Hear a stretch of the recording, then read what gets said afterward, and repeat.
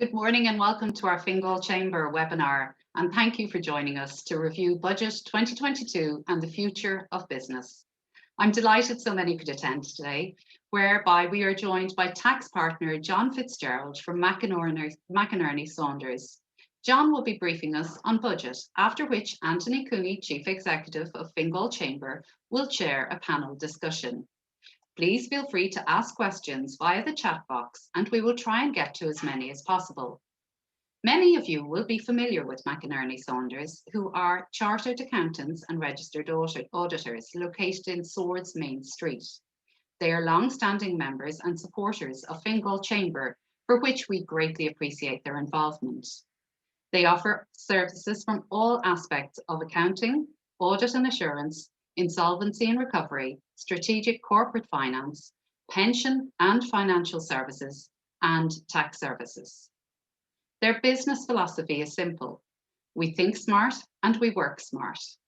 This allows them to genuinely transform your business by introducing simpler and more effective practices to your company. Like McInerney Saunders, the Fingal Chamber helps businesses of all sizes to grow and develop.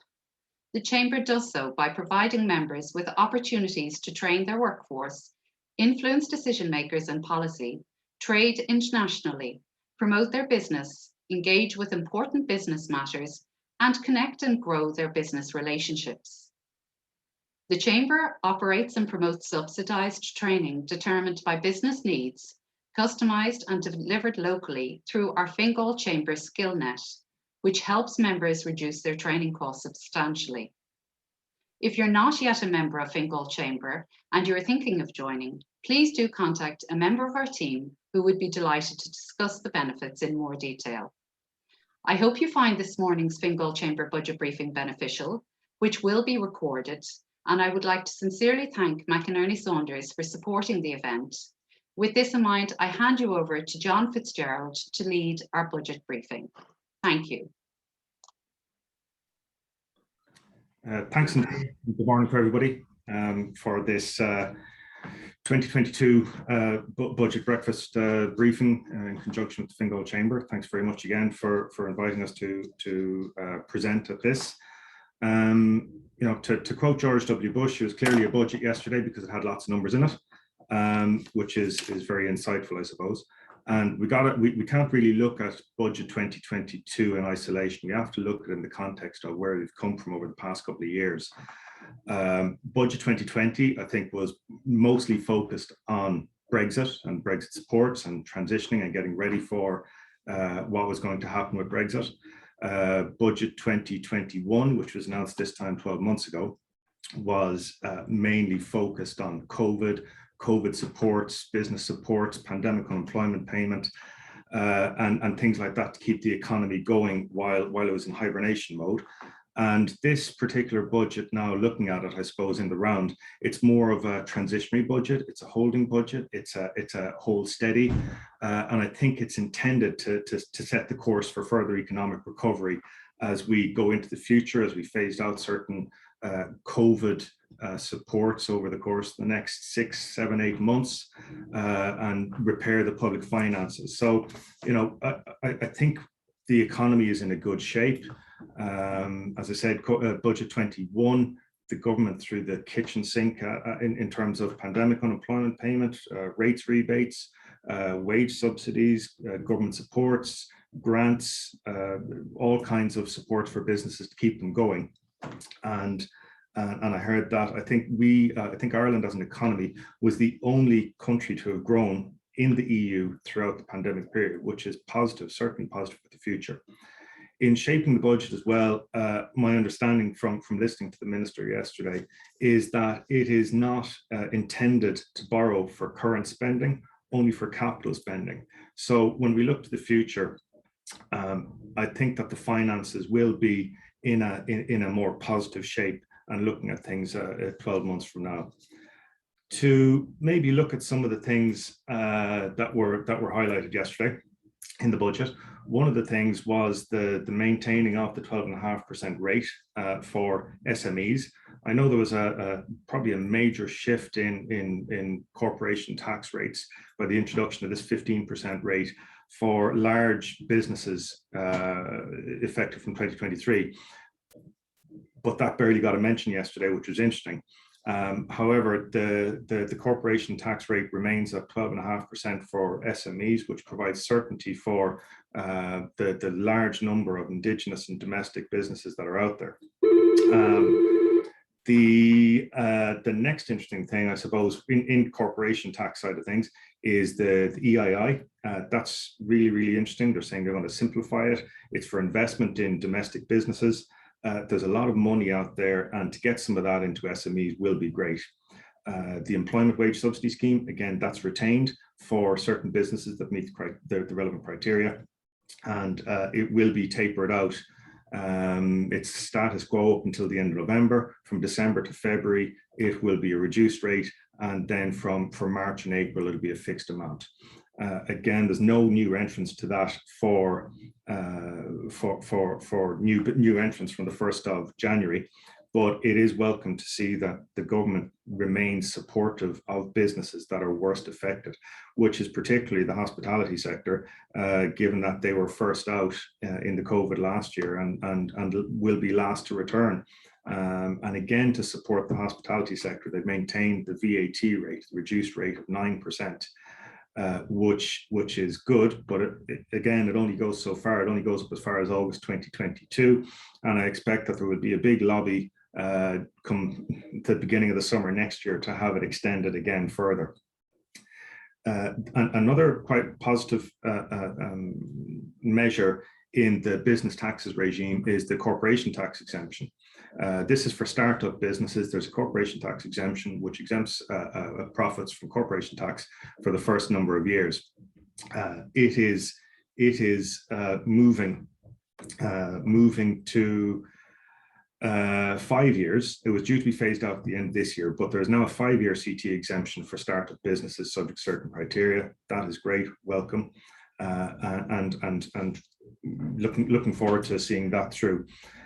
Personal taxes, on the personal tax side of things, there was a small increase for the standard rate band, as well as a small increase in the personal tax credit and the employment tax credit, which equates to about €400 for the year. This means that the effective tax rate for those, the effective tax rate for those between 36,800 and 70 remains at 52%, which is quite high. And for those who are self-employed earning more than 100,000, it's 55%, which is fairly significant in the context of being competitive, in the context of trying to attract foreign direct investment and trying to attract people here. We are still quite a high personal tax rate country, so I think that various measures will need to be introduced over the course of the next number of budgets to try and widen the tax band and possibly provide a bit more relief there. And again, even in looking at this, the €400 for an individual earning more than 36,000, that is great, but it will probably be swallowed up by cost of living increases, inflation, additional cost associated with transport costs due to the carbon increase in carbon taxes, which will affect home heating, which will affect transport costs. So there are, it giving with one hand and taking with the other. There as well, I suppose, because of the last 18 months or so, we are looking at an increased amount of the workforce working from home. And when we look at the increased amount of people working from home, there has been a 10% deduction allowable for expenses relating to heating, broadband, phone, and working from home. The increased cost of working from home, that has increased to 30%. So that's a welcome relief for people who will be working from home, because I expect this hybrid model, working in the office, working from home, to continue into the future. And it's welcome to get some tax relief on working from home. One of the measures that I thought was really, really interesting, and we've struggled with it over the past number of months because of some of our client base. There's a tax debt warehousing, which is absolutely fantastic support for businesses in financial difficulty with revenue and paying some of the tax debts. And one of the quirks is that of that tax debt warehousing is where there's a proprietary director where their company has warehoused the PAYE debt, they were not entitled to a credit for the PAYE withheld from the company because it had been warehoused. So now there is an introduction yesterday, or an announcement yesterday, that they will look at providing relief for this, where there is an extension to the tax debt warehousing to the proprietary director, where their company that they're involved with has not physically paid the PAYE due because it has been warehoused. So that, I think, is very, very key. It's very, very welcome, because there have been a lot of discussions with a number of our client base who were concerned and worried about that due to the upcoming income tax deadline, which is in the next, which is the end of this month, or the 17th of November, where we can pay and file online. So that is very, very welcome from a personal tax perspective. And moving on then, housing and property.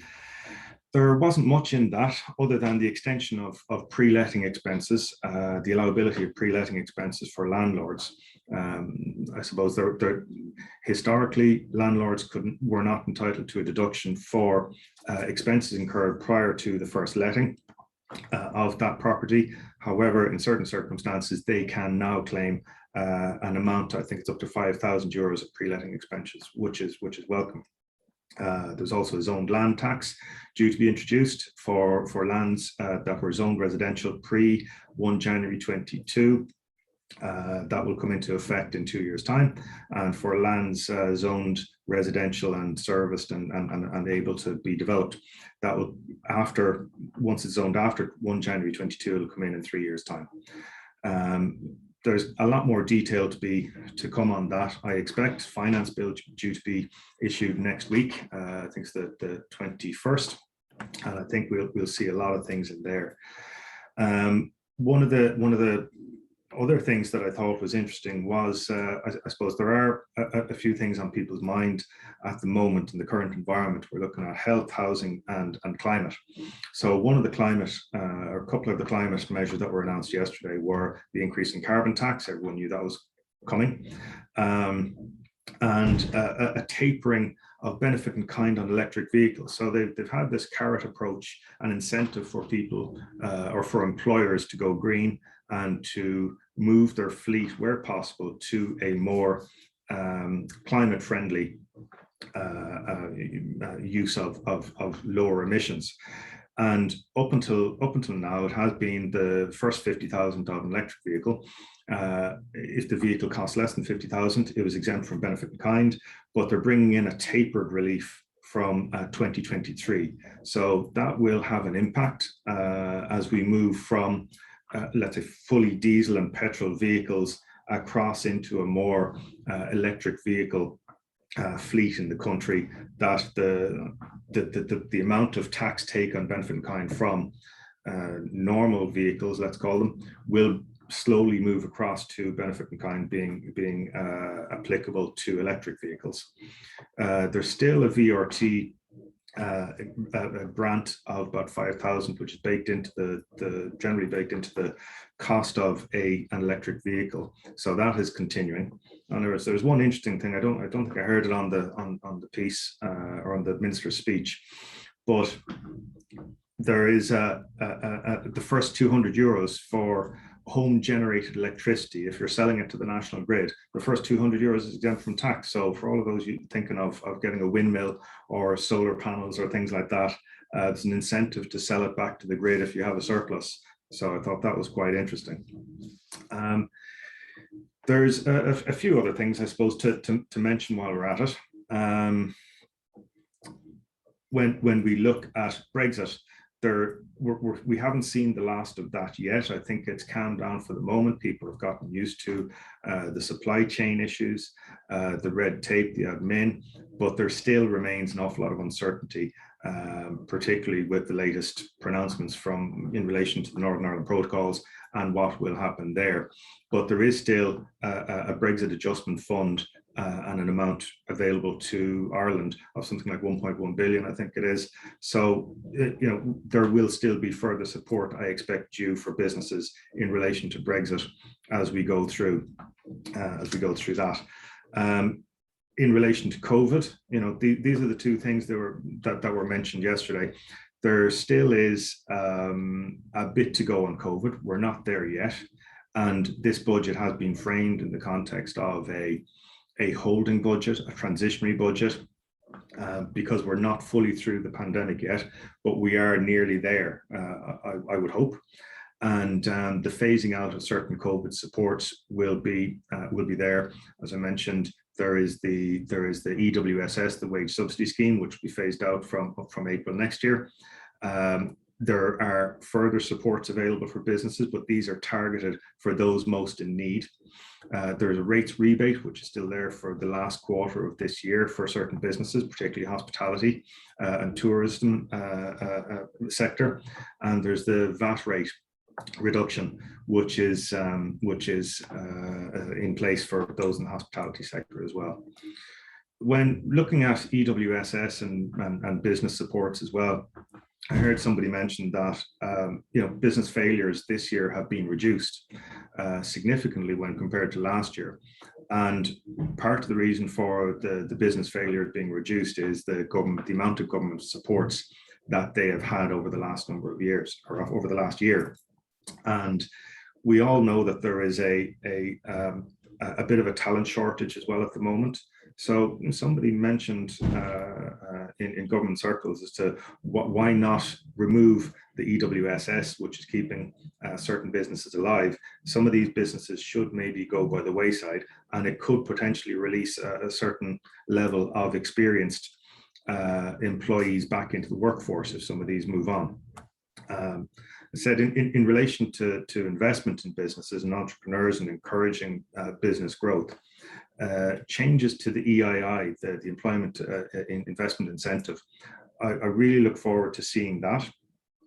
It hasn't really worked over the last number of years because it's been slow, it's been cumbersome, it has been very difficult to maintain and to get clearance from revenue. It has moved to a self-assessment system, which does make it that little bit easier. But I'm looking forward to seeing the details of what changes and what improvements the government propose in respect of this. And hopefully they will make it fit for purpose. They will simplify it. They will make it more user-friendly, because there is a lot of money out in the economy, and it would be good if that money was used for the purpose of encouraging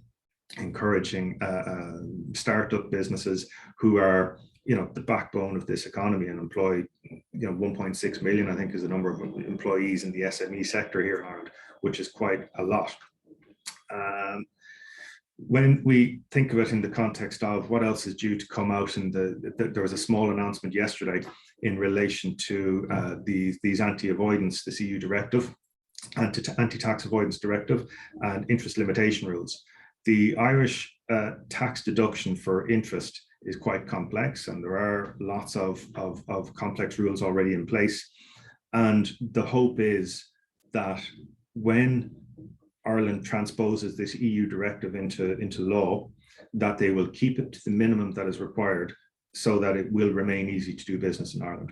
We don't need endless anti-avoidance provisions or endless reams of paper to get through that. So this interest limitation rule, I'm looking forward to seeing what is in that, so that we're not bogged down in red tape and paperwork.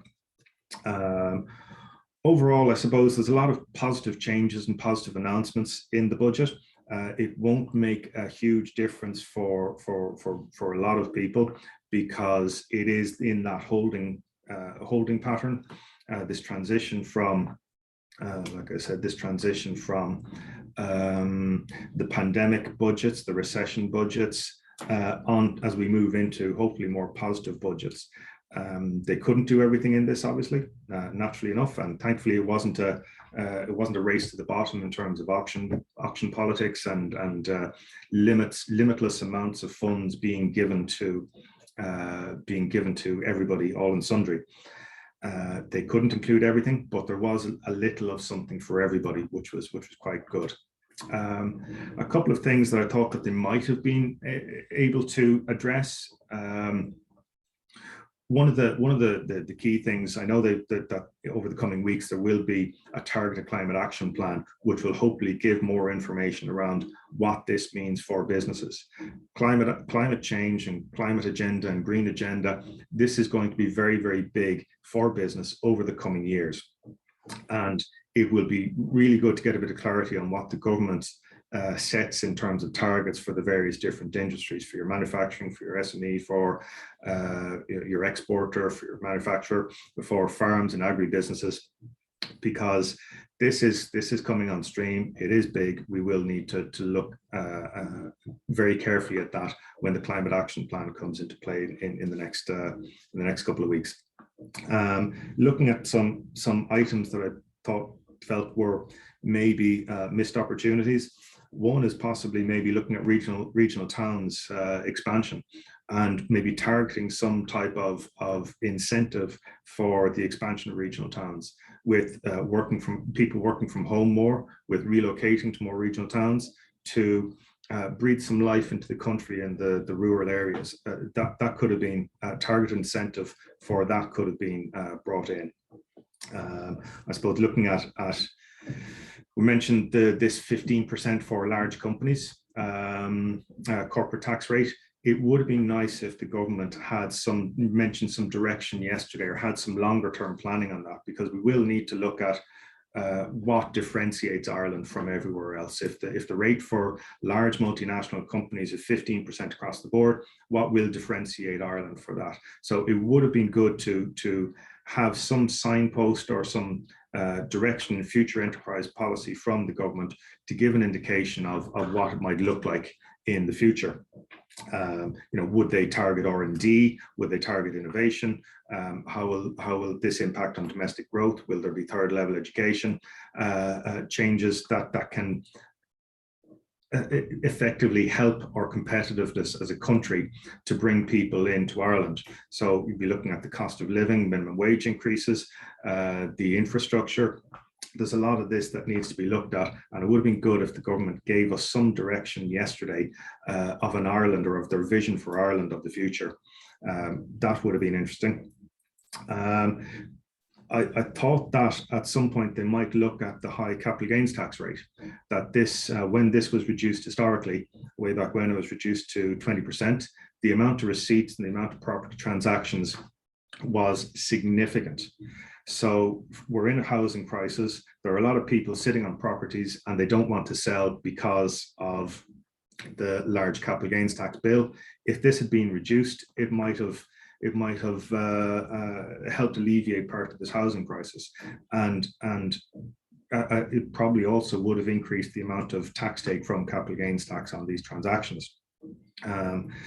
Other things that I thought that might have been useful to have would have been maybe a reduction in the stamp duty rate. There's a 7.5% stamp duty rate for commercial transactions.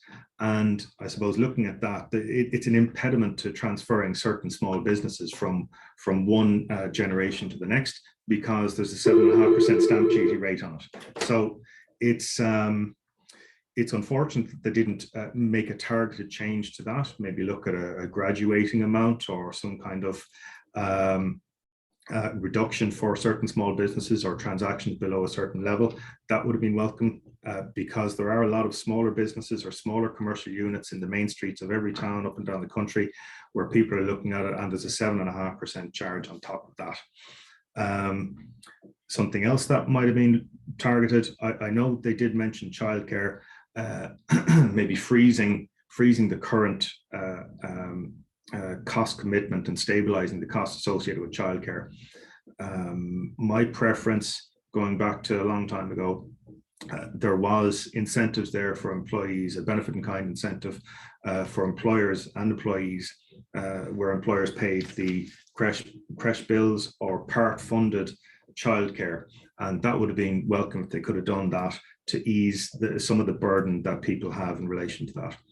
So I think that is a fairly rapid runaround of the budget announcement yesterday and everything else. And I suppose, again, to finish off on quoting Pascal Donoghue, or paraphrasing him, he's an optimist by nature. And as we move out of the dark cloud of the pandemic, I hope that we all have some exciting times ahead in the future. Anthony, I'll hand it over to you now, if that's okay. Great. Thanks, John. As usual, a great summation of the budget and some of the highlights and lowlights of the budget for this year again. So thanks once again for that, and for McInerney Saunders. I just want to introduce, if I could, the balance of the rest of the panel now. John is going to stay with us as part of the panel. Just to sort of give a background on John, I know that John is from a family business background, so John's expertise in the tax arena is supplemented by his in-depth knowledge of the commercial business and family business background. So he'd have a very practical commercial and business focus when engaging with his clients. In no particular order, I'd like to introduce the three panelists this morning, and these are very welcome. We have David McNamara, who's the founder and CEO of Commsec. Commsec, or a specialist cybersecurity provider based in Blanchardstown. David set up Commsec in 2013, following a career that began in the Defence Forces, before he moved into senior roles with Air, Siemens, Fujitsu, and IBM over the past 20 years or so. Barry Russell is with us. Barry's the Sales and Business Development Director for GS Medical, who are a full-service medical device solutions company servicing Ireland and UK healthcare customers. And finally we have Niall Rock, who's the Managing Director of Storage Systems Limited. Storage Systems Limited are the largest supplier of industrial, commercial and healthcare storage systems in the Republic of Ireland and in Northern Ireland. With over 40 years experience, Storage Systems Limited offer an excellent range of off-the-shelf and bespoke custom-built solutions for both SMEs and large multinational companies alike. So indeed, you're all very welcome. Could I just kick off with just a point on the budget, John, just for 1 second? We had just a question pop in there a while ago about the new rate of corporation tax going to 15%. Is that effective next year or in 2023? And it's only effective for companies with a turnover in excess of 750 million. I'll have to come back to you on that if I can. I understood it as 23, that a lot of these are coming into play. Yeah, I think it's... I'll check that and come back to you if that's okay. Okay, no problem. Thanks, John. Just in relation to, and I'll ask Niall this first probably, if, in relation to the budget for business, if you take, there's been some good points in this for the budget from a business perspective, 9% of VAT in the hospitality sector until August, the extension of the TWSS. But one of the big challenges for businesses as we go forward has been staffing and a lack of available staff to do certain tasks. And I think we certainly hear it almost every day of the week. So Niall, could you maybe with your business, do you feel that's an issue for your business, that getting staff back into the workplace? We've got 100,000 people in the country currently on the PUP, the pandemic unemployment payment. And yet we hear quite a lot of stories about businesses struggling to get staff. Yeah, so good morning, everybody, and thanks very much. Yeah, it's nice to be thrown at the deep end as the first person to be asked the question. Thank you, Anthony. Yeah, staffing, I think, across all sectors is a massive problem in the marketplace at the moment. Particularly within our industry, which is linked to the construction industry, we've seen, the demise of the construction industry during the pandemic. A lot of the foreign immigrant workers moved back home, stayed on the PUP, ended up probably earning more money into their pocket than they were working on a construction site. So we, getting them and incentivizing them back to work and back onto construction sites or back into business in general is very, very difficult. Particularly when you walk the streets of Dublin or indeed Ireland and you see all these young kids driving their e-scooters around the country, just tells us where the priority of how much money that's in the economy within these young kids, and there's not really much incentive to drive them back to working, particularly within the hospitality sector, until the PUP stops and the EWSS stops as well. We're lucky enough that we're not in the UK's situation where, you know, the government did encourage through the TWSS and the EWSS us to keep our staff employed with the supports that are in place. I mean, we deal a lot in Northern Ireland, and we noticed that the economy just shut down up there due to the fact that, you know, the furlough scheme encouraged or actually dictated that you must let your staff go and they must go work for somebody else and not work for yourself, or not work at all. So I know in the UK in particular, in Northern Ireland, they're finding it worse than us to try and incentivize to get staff back, because you know, you can see it in the shortage of transport drivers on the recent news. And other factors across business as well. But yeah, it's becoming impossible to employ staff. We've had 3 new staff join us in the last 3 months, and they lasted 2 weeks and moved on. The wage that they're looking for now at the entry level is extremely high. The competition in the marketplace, for instance, transport drivers now are being offered large upfront payments to move businesses as an incentive to move employer. So yeah, there's huge challenges out there which we must address. Yeah, thanks, Niall. It's certainly one of the challenges we hear on a daily basis. But just on that, would David, would you and Commsec have a similar issue, or? Yeah, good morning, everyone, and thanks again for the opportunity to speak on the panel. Yeah, we would have a slightly different challenge. It's not PUP and EWS that's the challenge for us. It's actually the skills shortage in the cybersecurity industry is a big problem generally across the industry, no matter whether you're a managed service provider like ourselves, or whether you have your own infrastructure and IT security requirements, whether you're an SME or whether you're a larger company. It's actually getting the proper skills and experience. So that's a big challenge for our industry. Yeah. And Barry, yes, something similar there, or? Yeah, I guess, yeah. I mean, in our business, it wouldn't really have been affected in that way, like the service economy, I suppose. You know, we wouldn't have furloughed any staff, for instance. We did have to reposition our business, you know, being a healthcare supplier broadly, you know, procedural both diagnostic and interventional procedures, you know, went away during the pandemic, obviously. So, you know, we reposition into things like PPE importation and delivery, etc. You know, and I suppose our staff, we're a small company, we have a lot of, you know, high value roles that people fulfill. So I suppose they don't necessarily fall into that category. You know, but like the others, you know, I suppose, you know, there's always a skills shortage, you know, of getting good people, the right people.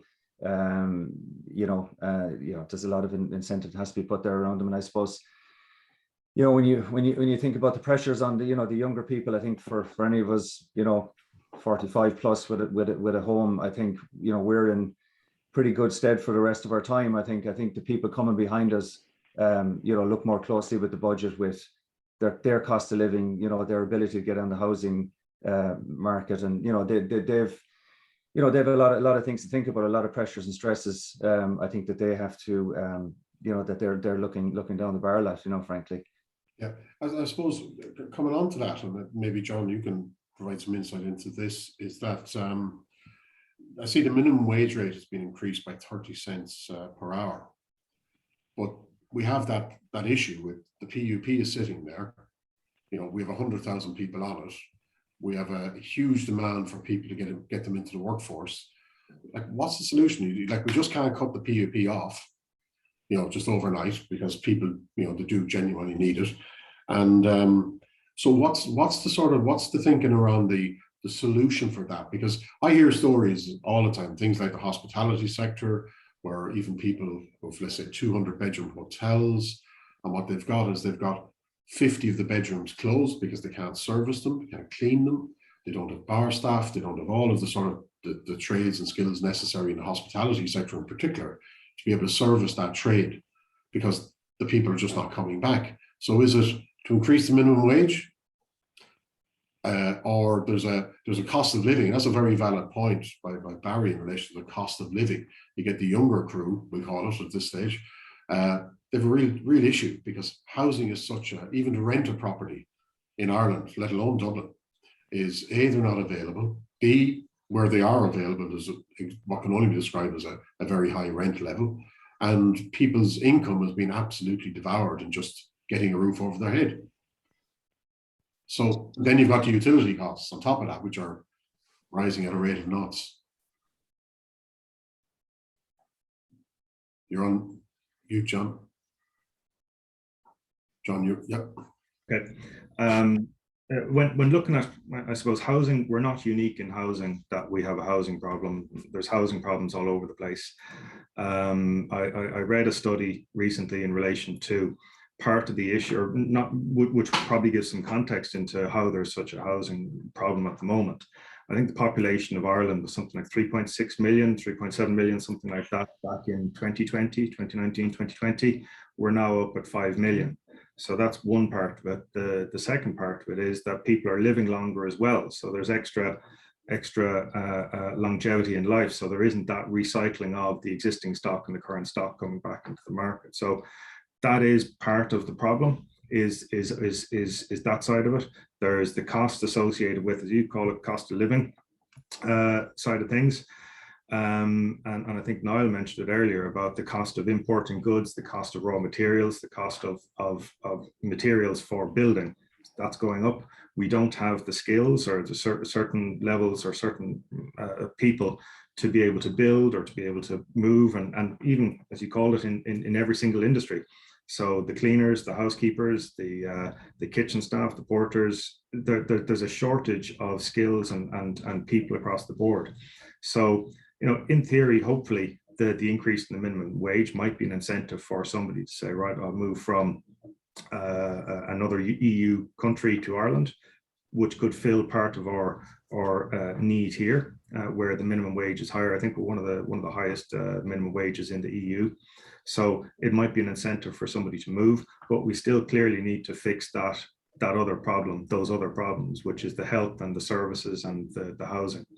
Again, I heard a lot of things yesterday from the opposition benches, that there was nothing in the budget yesterday for renters or to alleviate that cost of housing for somebody who's living in Ireland, somebody who's moving to Ireland and possibly working on a minimum wage.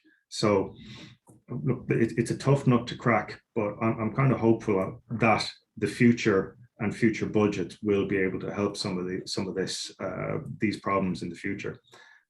Because, like I said, you can't do everything all in one go. I think if he had done more yesterday for housing and for that type of thing, it probably would have fueled or added fuel onto an already,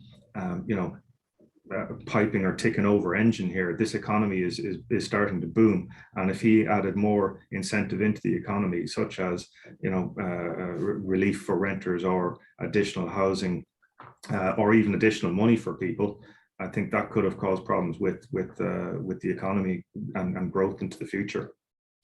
John, you hit on a point earlier on about the the regional hubs and maybe the decentralization of business and services outside of the Dublin region in particular. I suppose that's maybe a missed opportunity and has been ongoing. There's so many towns and villages around the country with vacant both housing stock and premises that are lying idle. And I suppose with the emergence and the acceleration now of home working and stuff like that, I think that's an area where the minimum wage in Dublin is a very different thing to the minimum wage in pick any rural village in Ireland.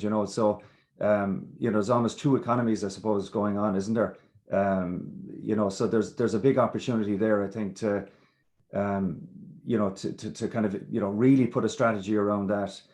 Really, and maybe the corporation tax rate is an element here as well, where properties come back onto the market and become available, and you get that supply back in there and the motivation of developing the supply.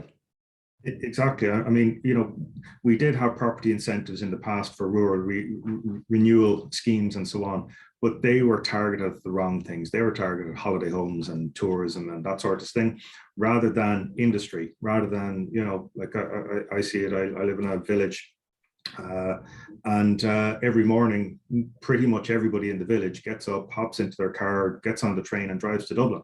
That is the model. Whereas, if there was targeted investment to build kind of, digital hubs or working hubs or shared working hubs, it might give more of an incentive to people to, even though I've heard some people talk in the hospitality sector that they don't want that. They rely on passing trade, so they want people to come into the city centre to buy the cups of coffee and the sandwiches and go in and have their lunch in a pub or whatever it is, or a restaurant. So it would, I think, rejuvenate the likes of the Western Corridor, your Galway, your Mayo, your Leitrim's, Roscommon, Sligo, rather than centralising everything in Dublin. So yeah, that's fair comment. Well, as well as that, I think now with people working from home, and businesses don't need the space that they would have needed before in terms of office accommodation. So maybe repurposing some of the zoning in terms of looking at normal housing rather than commercial parks. I think that's an opportunity, because businesses don't need the size of offices they would have needed in the past, because I think working from home now is the way it's going to be. And it's great for the economy, it's great for the environment, with less traffic on the road, though you wouldn't know that at the moment. You look at the M50 on any given day. But I think that's an opportunity as well for government and industry. And it sort of brings us on to a relevant point here, is about ways of working, because the way we worked in the past, everybody barreled into the office Monday to Friday. And what's going to happen going forward, if we just park what happened the last year, where most people were sitting at home trying to work from home. Again, what we're hearing largely, it's a hybrid model. We had an event a number of months ago about how people can see themselves getting back to work, and it was as broad as it was long, what people's views of the world was on that. But I'd be interested here today to see what your views are about, do you think everybody's going to come back? Are they going to come back a couple of days a week? What's your view on it? Personally, I think it's changed. I think it's changed mindsets forever. I think the pandemic, it's not just obviously an economic thing. I think there's a social and I think there's been a drastic reevaluation for lots of people of their lives and what their lives are about and what the purpose is, and all of these kind of more esoterical things that really didn't feed into their decisions around where they want to spend their time and how they want to spend their time. And I think again, I think there has to be recognition that the younger people, the generation behind us, are going to do things differently. They always do, what they want, for themselves and for their lives and careers are going to be different to what we wanted and expected. So I think it has accelerated the shift, and maybe it's no bad thing. Like it always struck me that we were a little bit crazy lining up, driving into Dublin at 7, 8, 9 o'clock in the morning, to cause a traffic jam, and just the amount of lost productivity, let alone the environmental impacts and all that kind of stuff that we're becoming more aware of. So I think we were operating a broken structure, that technology now and everything else and attitudes have enabled, I think, the change. Yeah. And David, your business probably is your business one of the businesses that could cope quite easily by working remotely? Yeah, absolutely. But the challenge for a lot of business and SMEs when the pandemic hit was, well, first of all, they had to try and get infrastructure in place to allow their staff to work from home. And quite often was the case that security was kind of last thing thought of. And how do I secure that? Like, there's no encryption on laptops, for example. There's no secure connection back into the office, or these were people who were working from desktops, and then were suddenly given a laptop and told to go work from home, and they're just connecting in remotely. So it was a huge challenge for a lot of SMEs and a lot of our clients in particular. And because there was such a demand then on laptops, they were hard to get, and people had to wait until they could do that, because business suffered because of that as well. So from our perspective, we were already set up. We actually closed our business on the 10th of March, maybe 2 days before the government announced the lockdown. So, from a security perspective, our team can work from anywhere. And actually, since the pandemic, we've hired a guy in Waterford, a guy in Mayo, and one of our guys has just gone to Spain for 6 months, and he's going to work from there. So that's the new way of working, and I think you have to embrace it. If you expect 9 to 5 and that's all you want from your staff, that's what you're going to get. But if you allow the flexibility for people working from home, and let's face it, we all have to put on a wash when we're working from home, or take the dog for a walk, or collect the kids, and that's the way of working. And staff are very flexible when you make that flexible with them. That okay, catch up in the evening, no problem. Take your time, and they do. And I found that our productivity increased because of the working from home environment. So I personally am embracing it. Yeah, I kind of take a slightly different view, coming from a different industry. I can completely understand the working from home model when you're dealing with a particular type of industry that you can, but within our industry, which is based around design, face-to-face meetings, construction, installation on sites, a huge amount of interaction between staff. I'm sitting here at the moment and I have 4 screens in front of me to look at AutoCAD drawings and simulations and details like that. It's very, very difficult to do that from a standalone environment from your home. We do need to sit around the table. We do need to have a think tank, and we do need to involve the clients, and we have project managers visiting sites. So we've never closed. We've been in essential services from day one. We had a hybrid model for a few months. And to be honest with you, most of our staff are saying, get me back into the office. I can't deal in this world. On the flip side, I have a daughter who works for a large US multinational, and she's been at home since the beginning in March, and they've been told they're not going back to next July into the city centre in Grand Canal. I think they're going to be one of the last to go back in, but that's the decision they made worldwide. And I can really see the impact affecting her. She became employed in the job 3 weeks before lockdown, so she never actually got into the office environment. She's been nearly 2 years working at home, running a team from our living room, and she's missed out, like the students in all universities. She's missed out on that vital part of her life, between the ages of 23 and 26, where you need interaction, you need to be in the city, you need a social life for mental health. Also, as well, without that city workforce being there, there's no life in the city anymore. The local businesses in the city are suffering, the coffee shops, the news agents. I believe there will be a hybrid model, but hopefully it'll be more in-house than out of house for the sake of our mental health and the city centre, to be honest. Yeah, and I think that's a good point, because different industries will have different requirements. But one of the things in relation to, somebody touched on decentralization, moving people out of Dublin, but the key component element that you require for any kind of effective decentralization program is an effective transport network. And I think on some of the main lines that we have that. Fortunately, I don't have to use it every day, but one of the things for us in this region in Fingal, and the elephant in the room really, is Metrolink. And I see, and I wouldn't blame you.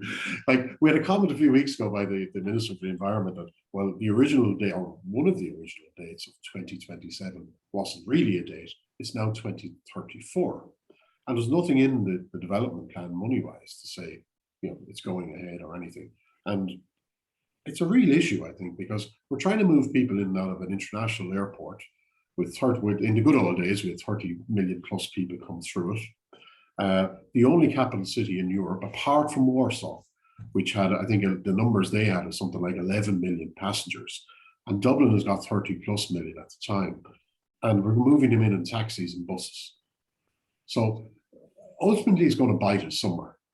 and it will limit the ability of the airport to grow and all of the industries around it. What's your view on if we just take a broader view of the national development plan? Because we had people on here a number of months ago politically, and they're saying that the capital projects plan was in place and was staying there. Well, it's not. And I think what happens each and every time is that the NTA are governed solely by the public purse. And we do have viable and live examples of private equity money or private money going into, or European Investment Bank money going into projects, but this seems to have just been shelved completely. Do you find, in relation to getting people in and out of work, will that affect any of your businesses? Yeah, for us, we're actually looking at moving premises at the moment, and one of the big aspects of the decision and where we're going to move is access for our staff to get to work. I agree with you with regard to the metro link. I mean, it's very embarrassing for the country that you step off a plane and to get a bus into the city centre or a taxi.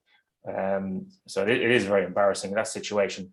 But the three key points for me for development infrastructure is really housing is disastrous, the IT infrastructure is disastrous, and the availability of regional development within the towns, as Barry mentioned earlier on, is disastrous. I mean, we have a situation in Dublin at the moment where I think it's the first time in the history of the state where we have zero availability of industrial premises for sale or for lease at the moment. As soon as a shovel is dug into the ground in Dublin, the building is leased immediately, which is the first time it's ever happened in history. So we should be looking, as Barry said, to expand out to these regional areas, to expand the outer Dublin region area basically, and to stop people commuting from Maynooth, from Kildare, from Wicklow, from Wexford, from Arklow, from all these places to get into the city centre, which really stops from an industrial point of view at Green Oak at the moment. Yeah. Yeah, I mean, I think for me, I'm Limerick originally from third city, so you've got the second and third cities in Ireland that are not connected, by either a decent rail or road, so to me, like, to get that regional balance, the kind of big ticket item, counterbalancing the Dublin and the Centerland, which is probably half the population, with cities 2, 3, and 4. You've got to have that interconnective corridor there, with Shannon Airport as the kind of, as a strong international hub out of there, in my view, to really, to really connect, to really create that counterbalance. And then, like Dublin, you'll create those towns and villages outside that'll be pulling into that. So I think that's one major capital project, no more than the metro.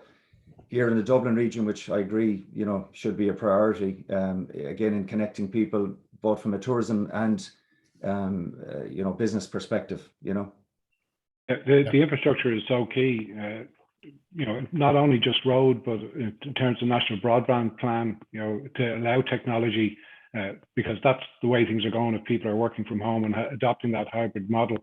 So that's another important factor. But if you look at now the number of data centers that are opening up in Ireland and the requirement of national infrastructure in terms of power and the drain that's going to have as well on infrastructure, I think the investment needs to be right across the board, not just in, say, roads or rail or broadband. It's right across the board. And with rents, we've already mentioned this being so high as well. That's stopping talent from moving into the cities. So even if they're outside the cities, and that's the new way you're going to work, you have to have proper infrastructure in terms of power, broadband, to counteract the fact that you mightn't be able to get there by road, or they put that on the back burner. So that's what I think. And just maybe, John, if you look at what foreign direct investment has done for us in the last, as a nation, in the last sort of 30 or 40 years, and the development of foreign direct investment, albeit, having said that, my own personal view is that the real bedrock of the economy is all the sort of the businesses that you people have. That's the ultimate bedrock of where we're at. But for our biggest competitor in foreign direct investment is the UK, because they were an English-speaking country on the periphery or in Europe. Now they're not. So they're not in there. So now it falls to us. And maybe we need to think differently as a nation about how do we provide the incentive. It's not all about corporation tax. You know, we should have a very good, best-in-class educational system. Broadband is hugely important. Infrastructure and housing. Like, I know there are people who would have come to Ireland to work at the outset of Brexit, but they couldn't get places for their staff to live. So they decided to go east into Germany when Ireland was the next logical step. They just couldn't get places for people to live. So I think we have a lot of challenges here. But John, as somebody who's dealing with a very broad breadth of customers and clients that you would have, is there a view on that? Because I know you also have a part to play in helping companies relocate into Ireland and set up in Ireland from overseas. What are the key things that they're looking for? I suppose there's a couple of different things. One, for businesses that are relocating, they're generally only relocating part of their business, and sometimes it's to facilitate the return of Irish people from abroad. So that is part of it. But I agree. You know, we have been really good at encouraging foreign direct investment to come into Ireland and set up, and you know, we've helped lots of multinationals come in and grow, where now hopefully we might be looking to focus more on the national talent, the encouraging the entrepreneurs in Ireland, the talent that's within our university systems. There's a lot of these spin-out companies that are in there, like we saw it even through. This is one of the things that I was on a different discussion recently, where looking at R&D, really, like at the moment it's so broad and it's wide, but it's still not really fit for purpose, and it's only there for the larger companies as such. To have a more targeted R&D, like we could have looked at this last year and said, okay, COVID is a problem, we're going to give extra R&D incentives to have an Indigenous and Irish company come up with a solution to, you know, for the infrastructure and the medical equipment that's required for helping alleviate COVID problems. We didn't do that, but that would have been something that would have been innovative for last year. Instead, I suppose what came out yesterday for growth or for attracting extra business here was this tax credit for digital gaming companies. So I'm not sure where that's coming from, but it's to try and attract something from overseas to come into Ireland, rather than focusing more on the entrepreneurship and targeting some of the areas, the highly skilled people that we have here to set up businesses and to focus in on things in Ireland. Just to come back to one of the other points that you're talking about there around going to the office or staying at home. So one of the things that I've always felt reasonably passionate about is training people. So the apprenticeship program, I think, is very important, and that cannot really be done remotely. You need to be in the room, you need to be in the office, you need to be with people for training, for learning. And then when you get to a certain point, maybe, yes, the skill level is there to be able to work independently from home. So I think there will still remain an amount of working in the office to encourage that entrepreneurship or that apprenticeship type program, be it in whatever industry it is, in the trades and so on, or even in our own industry. I think it's very important to have a certain balance there for training the people who can work in cybersecurity in the future, or who can work remotely in selling medical products. It's interesting, because I think Niall mentioned it earlier about, you know, your daughter working remotely since March of 2020. I was talking to a guy I had on a hurling team there over the weekend. Has bumped into him in the middle of the street in Malahide, and he's on an internship, but he hasn't been in town, allegedly, but he hasn't even been in the office, and he's there since August.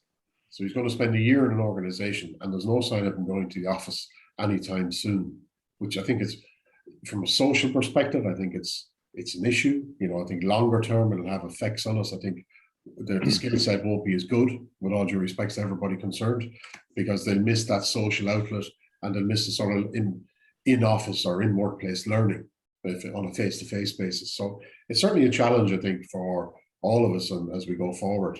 I think you know, I spoke up for the remote working and all that, but I do think there's an absolute balance there, and I agree fully with Niall that you know, we're human beings, we need that social interaction, you know, the spark of ingenuity and ideas comes from that interaction. So I think, you know, particularly for innovation and R&D, and you know, for lots of endeavor, you know, you need people working together, and again, as I said, just even for, you know, mental health aspects, people need to engage and be social. So I think it's around, as employers, I think we just need to be thinking flexibility, you know, rather than, you know, trying to facilitate, you know, the needs of the employee as best we can, you know, with the needs of the business. So equally, it's the same for cybersecurity. So we have a security operations center, and we've been working through the pandemic, and the guys have been going into the office.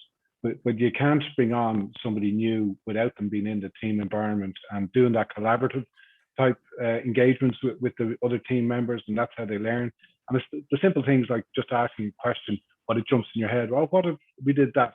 And if you have to go on a Teams call or, you know, a Zoom call to do that, you know, you've lost it. You know, it's already gone, and they've moved on to something else. So I'm embracing the hybrid model, so not just the working from home. So we have to do that. We have to meet clients just like yourself, Niall. That is absolute a must, and we have been doing throughout the pandemic as well. But it is once a month we have the whole team in the office. We started it last week. We brought them all back in, so because some of them hadn't met each other. That was the other problem with it. And we had pizzas and stuff like that just to make it a little bit entertaining, a couple of quizzes and such like. But it's just that team cohesion that you need to be able to better support your clients. You need that acting as one in team environment. Yeah. Okay, thanks, David. I'm very conscious of the time. I think I mentioned before we started that we try and finish as close to the appointed time as possible, because people have the rest of their working lives to get on with. On that note, I would like to say a thank you to John for, again, an expert view on the budget 2022. It was excellent as usual. I want to thank Owen Sheehy, the managing partner of McInerney Saunders, and McInerney Saunders are long-standing partners of the Chamber of Commerce here, and thank you for your support. I want to say thank you to the three panelists, to David McNamara of Commsec, Barry Russell of GSM, and Niall Rock of Storage Systems. The good news is, I know we've been talking about remote working, and we ourselves have had remote events for the last year and a half, and there's only so much Zoom and WebEx and Teams you can do. And the good news is we'll be let out of the house probably from start of next month. So we'll hopefully be a physical in-person meeting with everybody, and for our next events. Indeed, the Christmas lunch is on, so the 10th of December in the Modern Hotel. So at least somewhat socially distant, or within the confines we're given, but we're going to have that. We're going ahead with that. So just look it up on the website if somebody wants to go. I want to thank you also for everybody for attending here today. We had over 70 people on the call here today. It was great, and it was great insight from the three guys in particular. And I want to thank my own guys in the chamber. I've been off limits or off the radar for about a week or so at an operation, and so they sort of looked after us. And I want to thank Fergal and Owen for filling the breach and making sure that everything worked, because no point depended on me to make sure it worked. So, and I want to thank Andrea, our president, for her wonderful opening. So listen, everybody, thank you very much. Please God, we'll see you at the next event, and hopefully it's in person, and we'll talk again soon. Thank you very much.